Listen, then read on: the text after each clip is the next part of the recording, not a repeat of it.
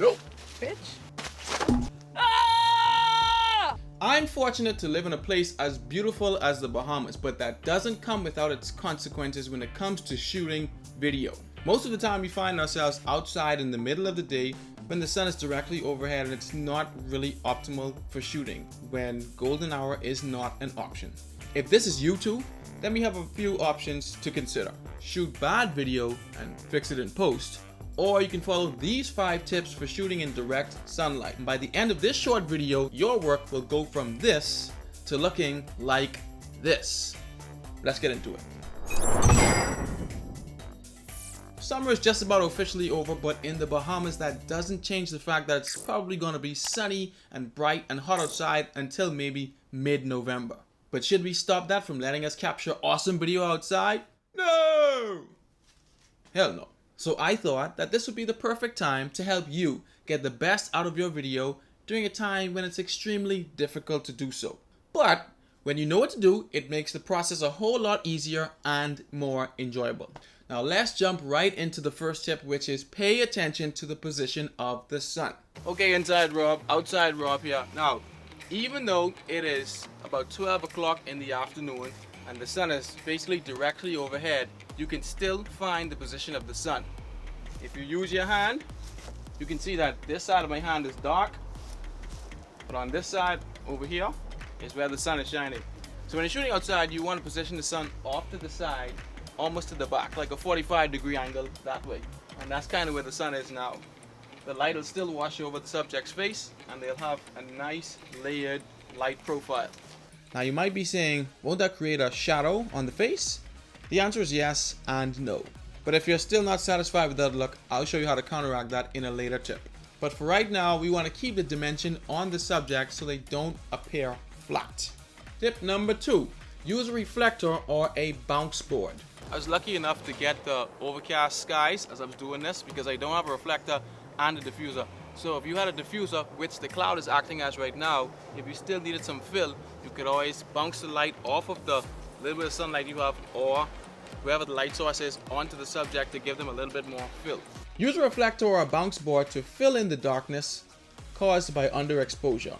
It can be a real reflector or any reflective surface. The trick is to set up opposite the sun and bounce the light onto the subject from a high angle to mimic natural looking light and depth. Now, one thing you don't want to do is bounce the light from below. Like you see people taking portraits outside, you don't want to do that. If you don't have a reflector or a bounce board, just face the subject nearest a reflective surface like a bright wall or a light colored car. Hey, whatever gets the job done, do it. Alright, tip number 3. Sometimes we just can't avoid the sun.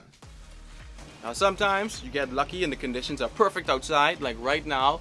The cloud just shielded the sun from us, so now we're getting good diffused light. But now, as you can see, the cloud is moving out of the way and now you're getting that harsh light. So the diffuser acts as a big cloud, I guess you can call it that. So if you don't have a diffuser, you can use a linen cloth, a sheet, anything that's going to soften the light and spread it out over your subject so you don't get this.